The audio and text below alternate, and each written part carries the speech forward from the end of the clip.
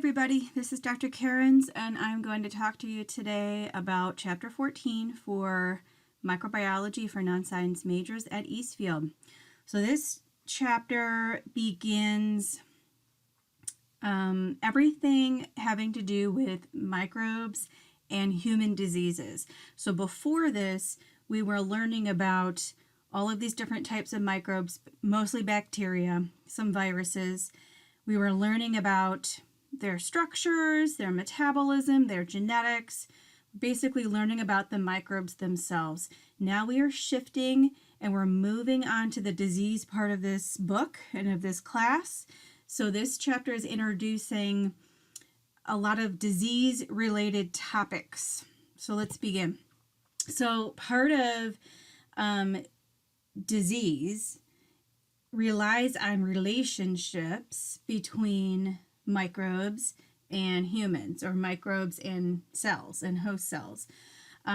These relationships we can refer to as symbiosis, and there are different types of relationships. So there's a nice table 14.1, that summarizes these relationships.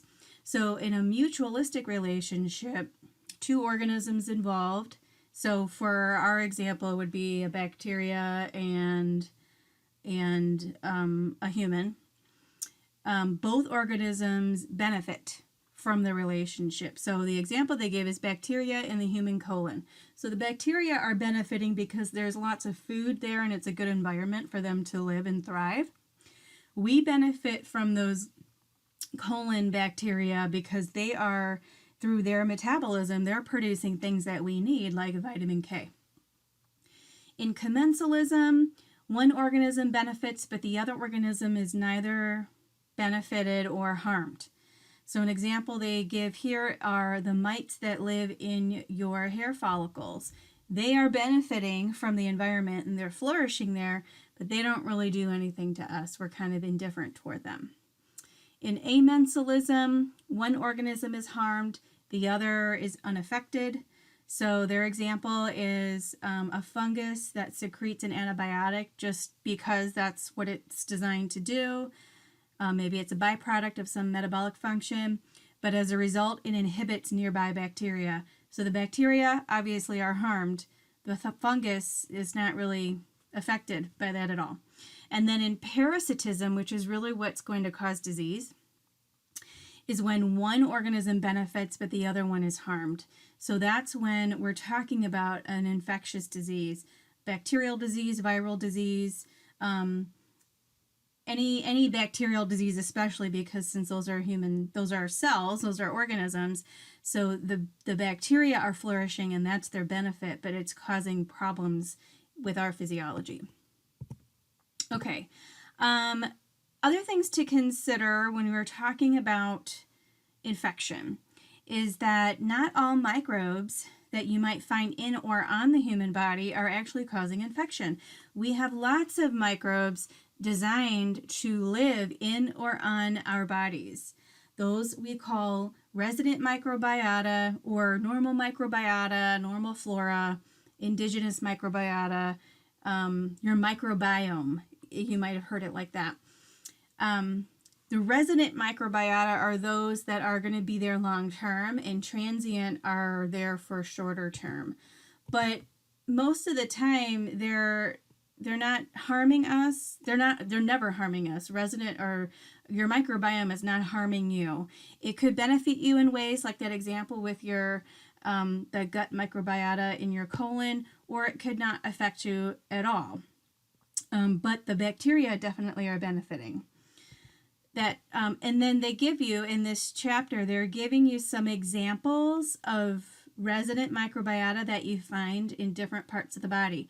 I'm not going to go through these in detail because we're going to see this again when we get to the specific body systems and the diseases that you find in those specific body systems, and we'll come back to look at some of these resident microbiota.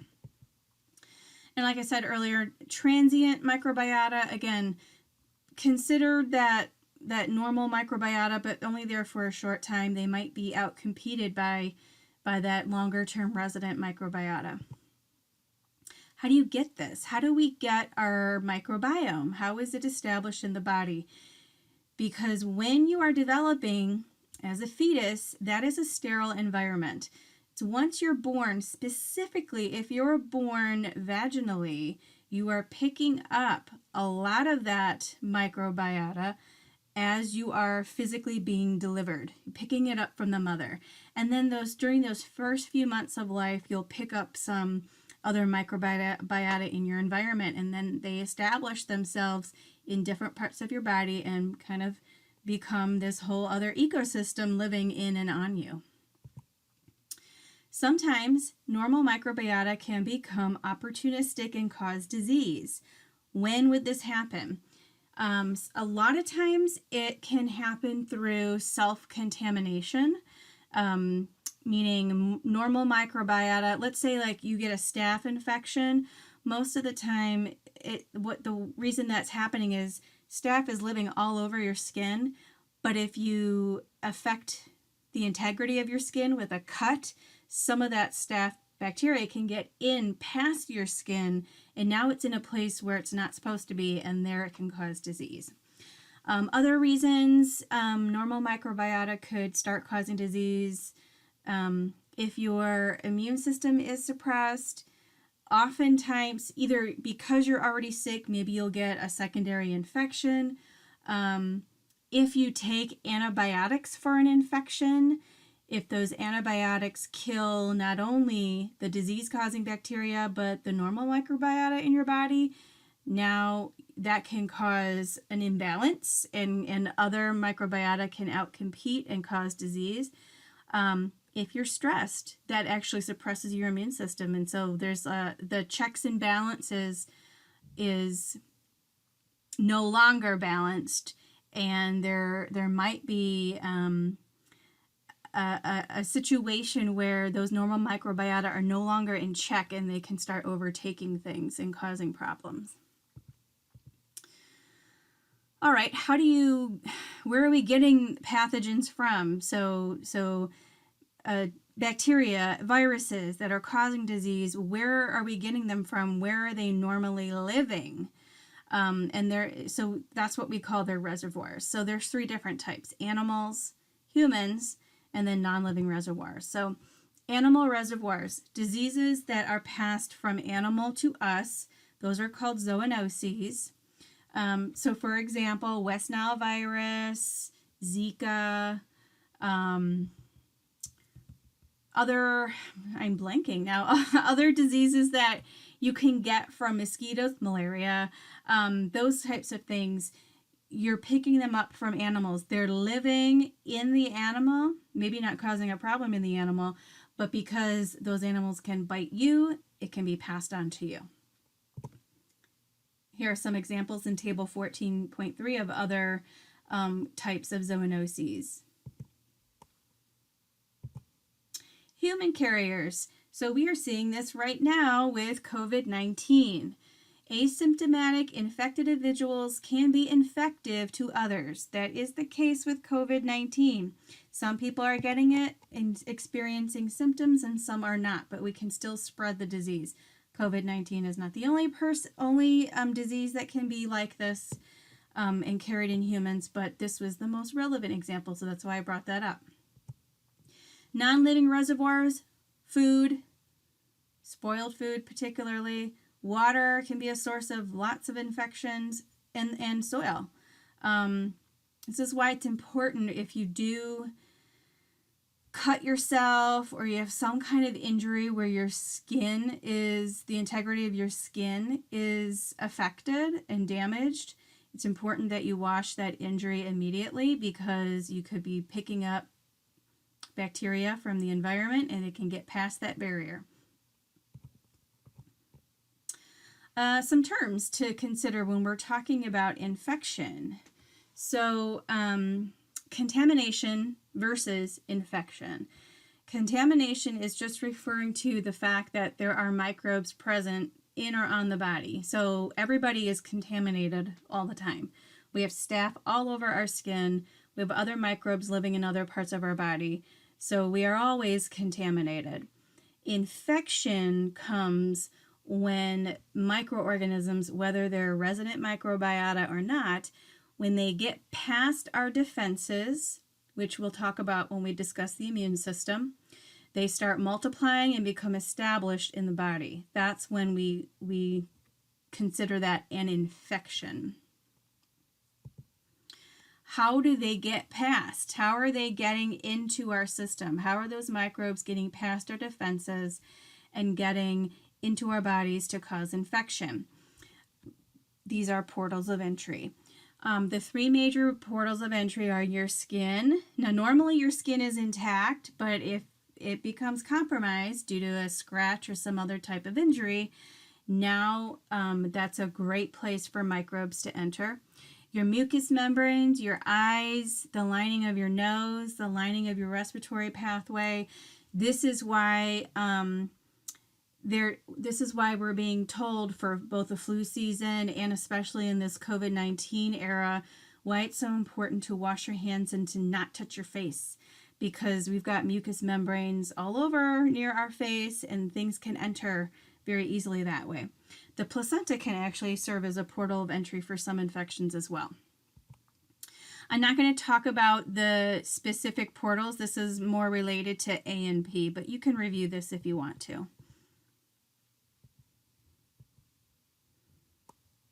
Another type of portal of entry is called the parenteral route. It's not really a portal of entry, but it's more like if a microbe is directly deposited past your barrier. So like if you were getting a shot and the needle was contaminated, the microbe enters, it gets past your barriers, but not due to a defect in your barrier. It's due to another purpose or another reason. All right, so in order for bacteria and other microbes to cause infection, they have to be able to attach to our cells. So we know this about viruses most definitely because they need the host cell to replicate. Bacteria don't need a host cell to replicate, but often they're trying to get past some cells in order to establish a population in the body. So part of that involves being able to attach to those cells, and that's what we call adhesion. And there are lots of different factors, molecules, structures on microbes that will be or serve as adhesion factors. A lot of times it's just a protein on the surface of the bacterial cell that can recognize a particular receptor on the host cell, and they can bind to one another, and now that bacteria is stuck there and can do what it is trying to do to set up camp. Different attachment proteins, we see those on viruses. Some bacteria have them. This is, if we can identify what those attachment proteins are, this is a good target for a drug. So if we can block that binding, we can prevent infection.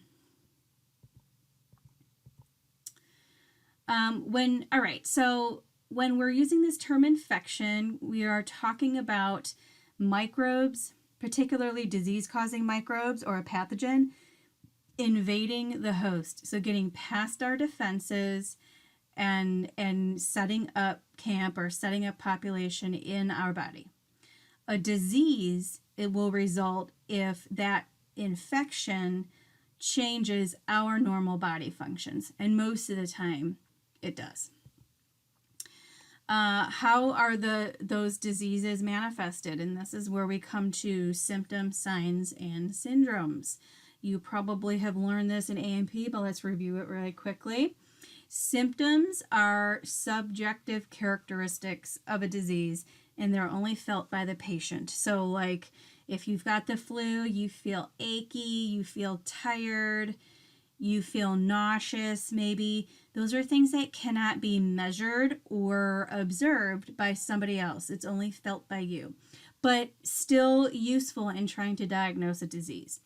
Whereas signs are more objective and observable and measurable by someone else. Think of your vital signs, your heart rate, your respiratory rate, your blood pressure. Those are things that can be measured.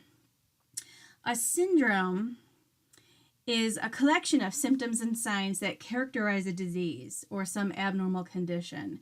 And so things like AIDS. AIDS is a syndrome because it has some signs and symptoms and even some opportunistic diseases that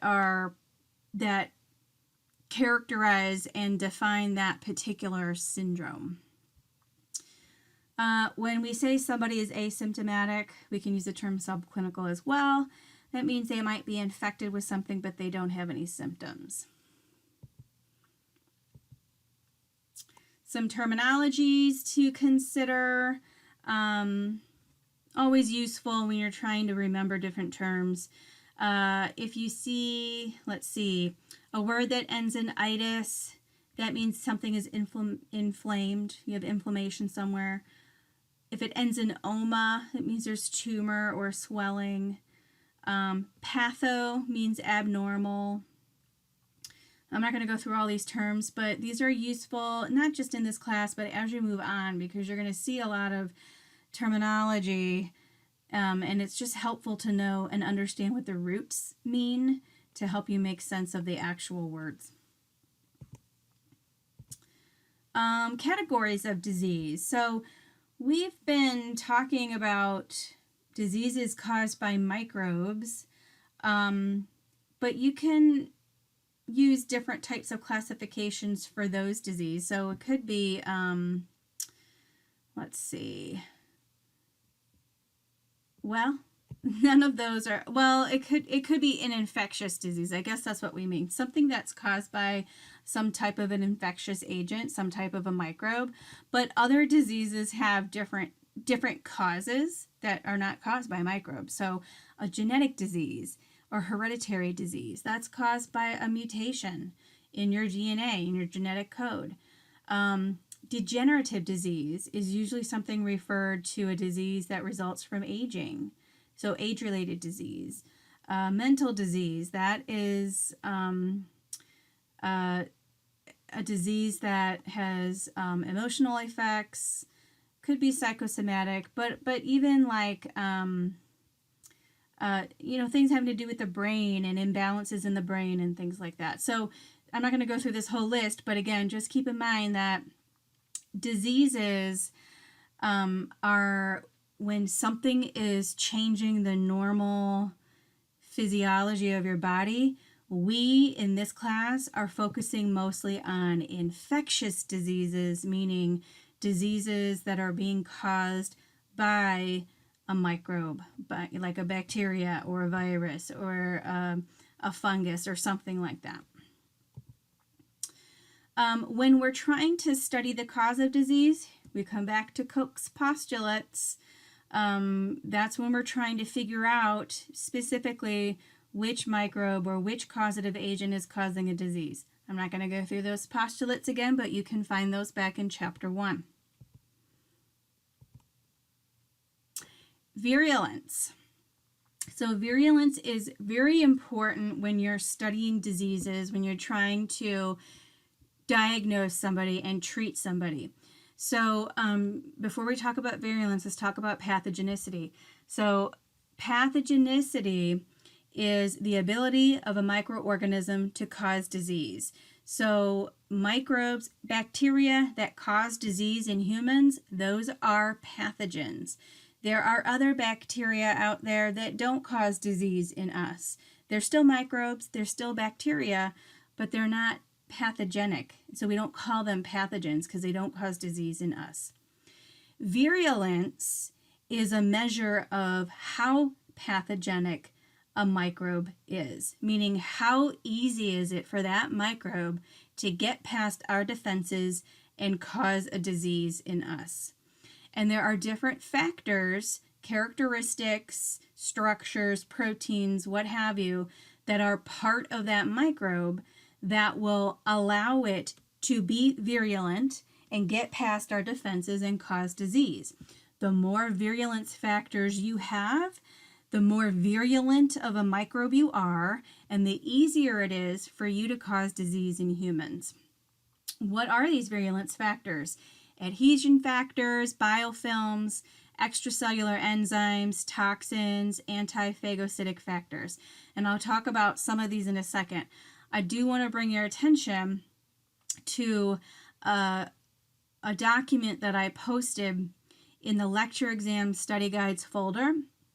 And it's a document that lists a whole bunch of different virulence factors under these 5 categories. So I kind of explain the 5 categories and then give you specific examples of virulence factors that fall under these categories.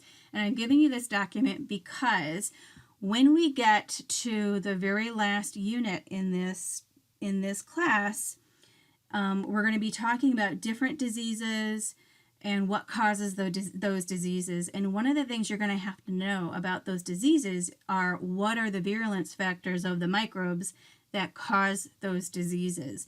So I'm just giving you this list of adhesion or of virulence factors to begin with, so you're familiar with what those factors are and what exactly they allow the microbes to do. This is figure 14.8. It's showing you just a few types of microbes, but giving you a sense of how virulent they are compared to each other. So Francisella tularensis, which causes rabbit fever, Yersinia pestis, which causes the plague. These are at the top of that virulence list because they can cause infection really easily. Whereas Candida albicans, which is a yeast that causes yeast infections or thrush, those are less virulent. It's harder for them to cause disease, harder for them to get past our defenses. Let's talk about some of these groups of virulence factors. So extracellular enzymes, these are made by the pathogen, made by the microbe, and they will dissolve chemicals in our body. And that's going to help that bacteria get past our defenses, maybe avoid some of our defenses, and maintain their population in the body. So for example, hyaluronidase and collagenase. So in this example, this is figure 14.9a. There are bacteria that are kind of establishing themselves on the surface of some epithelial cells, but in order to cause infection, they need to get past those cells. Epithelial cells are joined really tightly together. So these bacteria release hyaluronidase and collagenase, and it helps it helps that bacteria get past those joints, I'm blanking on the word, but those the areas where the cells are joined together, I don't know, I can't think of this word, and get past that tissue so it can get into deeper tissues. Other examples of enzymes, coagulase and kinase. In this case, bacteria produce coagulase, and that coagulase, think clotting, it forms a clot of bacteria, and then which can kind of be hidden, I suppose, from the body.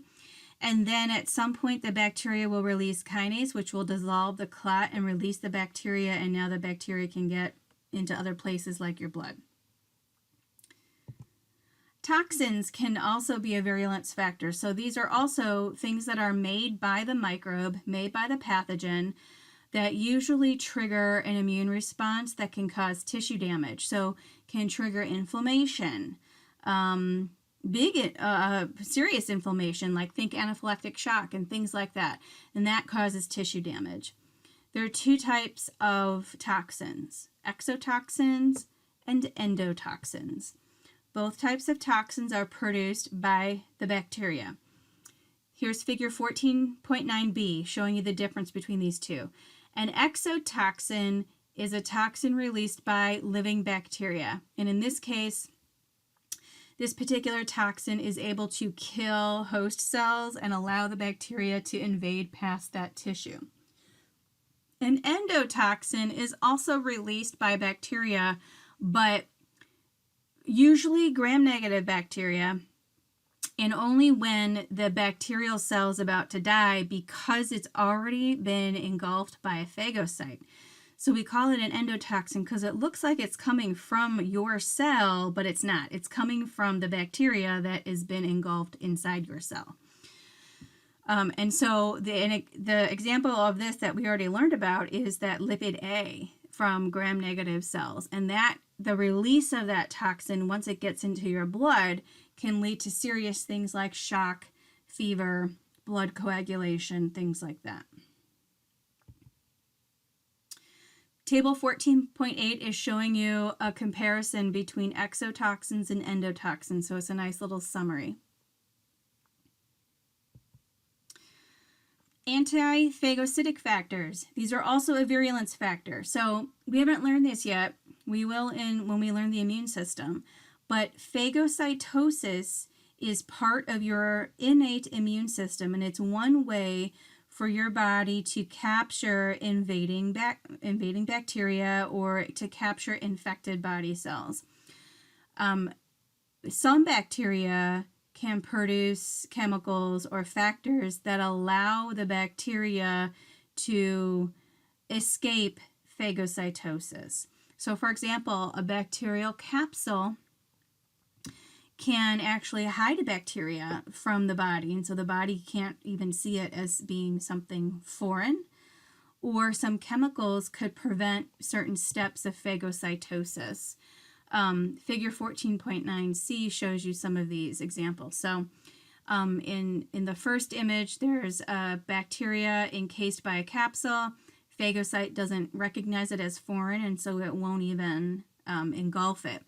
Whereas in the image on the right, phagocytosis has begun, and the bacteria has been encapsulated within a phagocyte, but that vesicle cannot fuse with the lysosome, which contains the degradation enzymes needed to destroy the bacteria.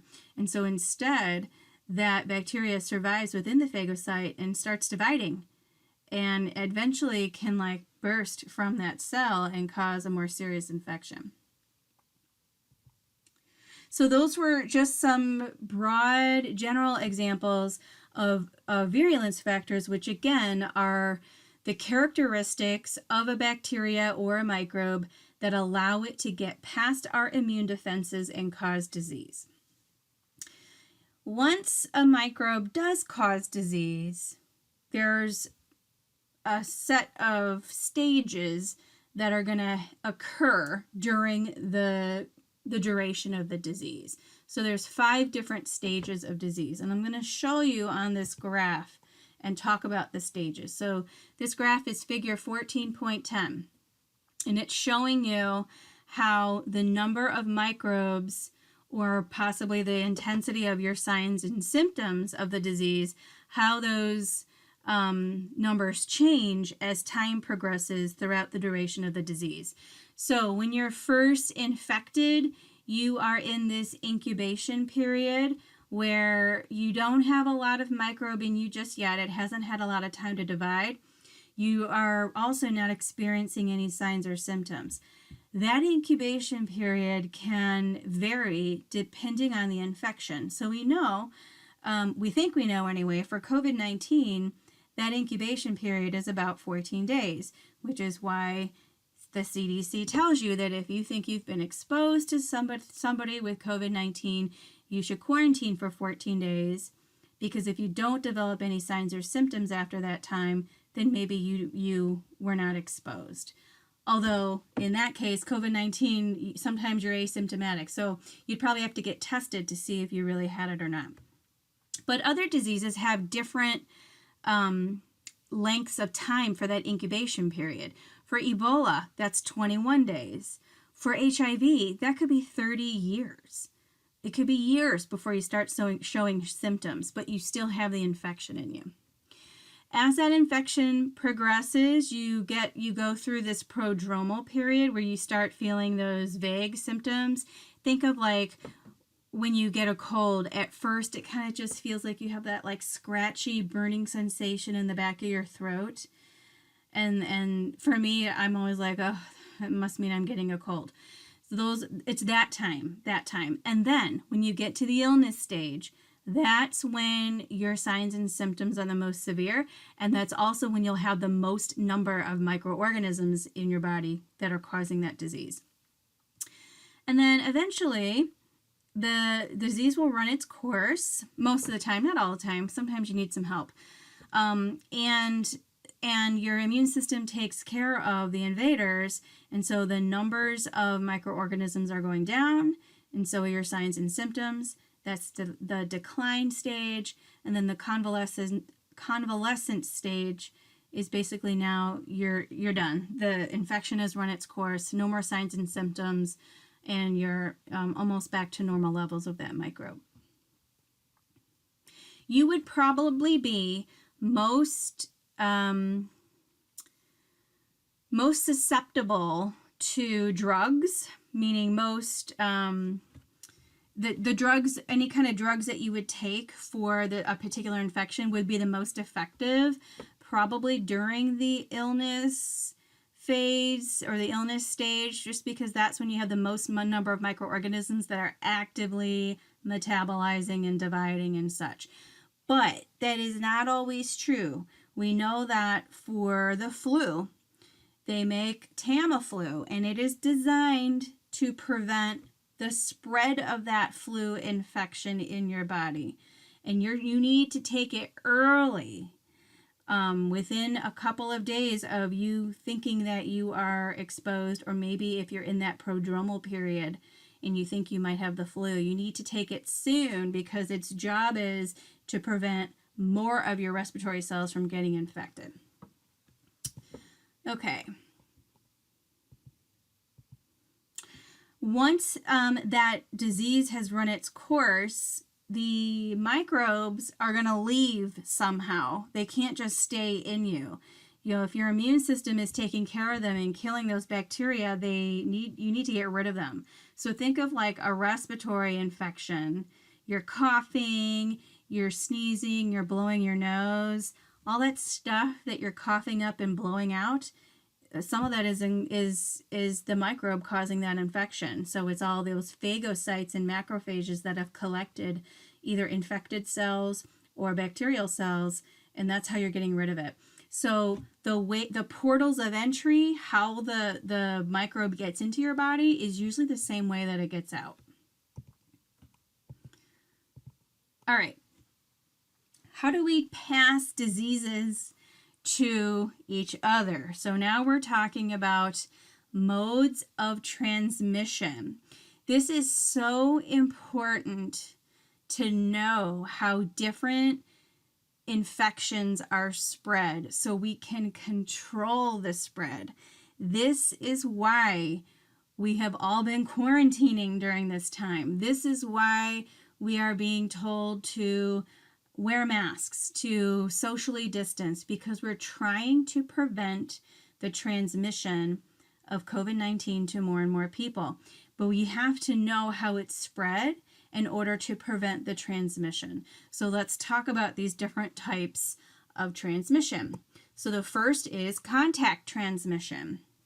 You can have direct contact transmission, which means you've got body contact between two people. You shake somebody's hand and they have microbes on that hand, and now you have microbes on your hand. So close contact like that, direct contact. Indirect contact would be somebody sneezes on their hand and touches a doorknob, and then you touch that doorknob, and now those microbes are on your hand. So the doorknob is a fomity. It's a usually a non-living surface that pathogens are landing on, and then you're picking them up from that surface. Indirect contact. And then droplet transmission. This is, if droplet transmission is considered contact transmission, it's because in this case you've got pathogens spreading in the air via respiratory droplets, but only traveling 1 meter or less. So you have to be really close to somebody in order for those droplets to be considered contact transmission. And I bring this up because when we go to vehicle transmission, meaning something is transmitting the microbe from person to person, One of those methods is airborne transmission, which again, we're talking about respiratory droplets traveling through the air. But in this situation, they are traveling more than 1 meter. So things like, let's use Ebola as an example. So it was several years ago that we had a few cases of Ebola here in Dallas. That is spread via contact transmission. You have to be very close contact with somebody in order to get Ebola. It is not passed via airborne transmission because you can be much further away from somebody in that case and get it. And that's not the case for Ebola. You have to be close. But very contagious things like chickenpox and the flu, that's airborne transmission. Somebody could be in the room and have the flu and cough or something in the air, and those droplets can hang around. You can come in, half an hour later, and you can pick up those droplets. That's airborne transmission. Water can also be a vehicle, too, of transmission. A lot of gastrointestinal diseases are had by drinking and ingesting contaminated water. Food can carry disease. There's always some kind of recall for some kind of food. Some kind of produce has salmonella on it, listeria on some refrigerated foods, all kinds of stuff. E. coli. Those are transmission methods of picking up some microbes. And then body fluid transmission. So like HIV, that is passed via body fluids, blood, stuff like that. Those are, again, another method of vehicle transmission. So we have contact transmission, vehicle transmission, and vector transmission. So vector, we're usually talking about some type of animal. And in this case, there are two types of vectors. A biological vector would be an animal where a microbe is actually living in that animal. The animal is serving as a host for some stage of that pathogen's life cycle. Usually those biting insects are biological vectors. So like malaria and West Nile virus, those microbes are living within those mosquitoes. And when the mosquito bites you, you get the disease. A mechanical vector is more like a microbe is not growing or living inside of an insect, but like if a fly lands on some contaminated surface and then lands on your food and brings some of that contamination to that food, and then you eat that food. So the microbe is being passed by that insect, but passively. It's not living in the insect. It's just literally carrying it on its legs or on its wings or something like that. All right, so there's some table 14.10 gives you some examples of diseases that are passed by biological vectors. Again, most of them are some of these blood-sucking arthropods. It sounds very morbid. And then a nice summary, table 14.11, a nice summary of contact transmissions, vehicle transmissions, and vector transmissions. All right, how do we classify diseases? We saw some of that already in terms of what causes the disease. Is it a genetic disease? Is it an infectious disease? Is it an endocrine disease? What is it? But then also we can categorize them by the body system they affect, maybe how they're spread to their hosts. There's lots of ways to categorize the disease. Here are some terms in table 14.12 that are used to characterize some diseases. I want to bring your attention to communicable and contagious. So a communicable disease is any disease that can be transmitted from one host to another. Usually we're talking about person to person often. Non-communicable means a disease that's not passed from person to person. So an ear infection, that's a bacterial infection usually of your middle ear.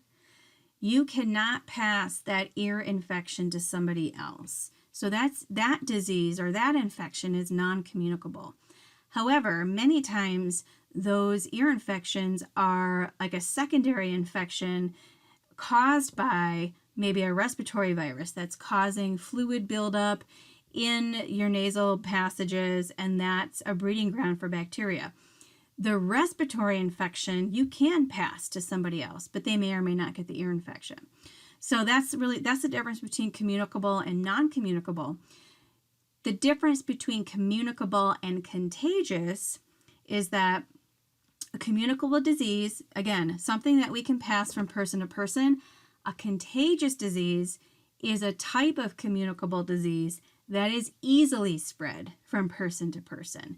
So the flu, the chickenpox, a cold, even COVID-19, those are contagious diseases versus HIV, which is communicable, but it's not as contagious. It's a lot easier to prevent that spread than the cold. So just wanted to bring those terms to your attention.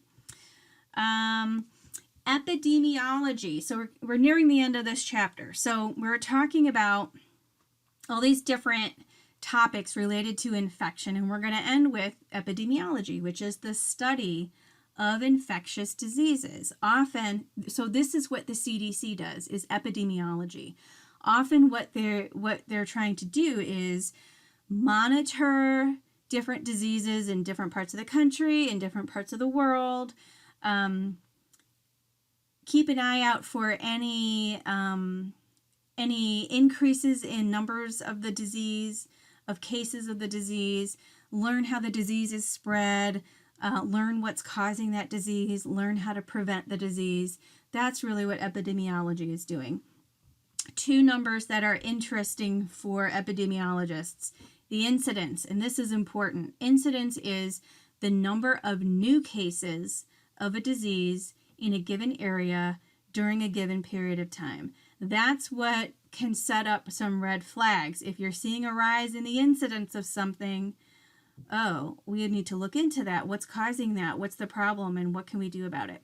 Prevalence is the number of total cases of a disease in a given area during a given period of time. This next graph, figure 14.14, is showing you kind of the difference between these two terms, looking at HIV.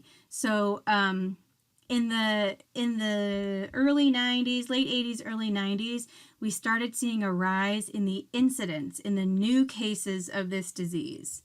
And then new cases went down. But after a while, so like 30 years later, 20 years later, 20 to 30 years later, we saw a vast increase in the total number of cases or the prevalence. Incidence, new cases are going to lead to overall increase in prevalence. Okay. Different terms to describe the occurrence of disease used by epidemiologists and the CDC. Endemic and endemic disease. So I'm looking at figure 14.16. An endemic disease is a usual disease, an expected disease that you would find in a given area of the country or part of the world. And it's kind of regularly occurring. Sporadic would be rare, a rare disease. Epidemic is when you see a rise in the index in a particular area.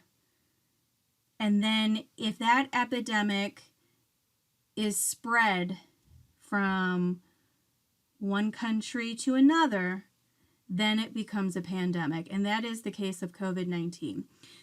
Comparing that to something that's more of an epidemic would be Ebola. That was more localized to Africa, different parts of Africa. And yes, we did get a few cases over here, but not enough to call that a pandemic. Whereas COVID-19, there are high numbers all over the world. It started in one place. It spread everywhere else. That is textbook pandemic. All right. Some other things to look at. The types of studies that epidemiologists will do when they're studying disease. One type of study is called descriptive epidemiology. This is where you would do some data recording, trying to find the location of cases of a disease and the time period when they started, when these cases appeared. You're getting patient information. The goal is to try to identify the index case of the disease, meaning person 0, who was the one that started the disease in that area. What's the source? It might not be a person. What's the source of that disease? The example they give you is figure 14.19. This was back in the 1800s when there was a cholera outbreak in London. And cholera is a really terrible gastrointestinal disease, and it can be fatal. So it was really important to figure out what the source was. And they know water, it lives in water. So they're trying to figure out, well, which source of water was causing this outbreak. And so that's when you start researching who's got it, where do they live, where are they getting the water from. Oh, now we've narrowed it down to this particular pump. You can see in the middle here, probably this pump. We got to go deal with that pump and decontaminate it. Another type of study is an analytical epidemiological study, and this is where if Koch's postulates can't be used, you would do this kind of after the outbreak has occurred, and you're basically trying to find, well, what was the cause, how was it transmitted, so then how can we prevent it? And this is more, you can't really do anything about that current infection or current epidemic or outbreak. It would be for the next time. How can we prevent it? And then experimental epidemiology, this is the use of Koch's postulates. You have a hypothesis for what's causing a disease. You go through those Koch's postulates to see if you're right. And then you can figure out what you have, so then you can figure out what you can do about it. And that is where I want to stop. So after this chapter, we're going to start talking about the immune system, and then we'll get into those diseases. So look at the study guide. Again, see what you have to know.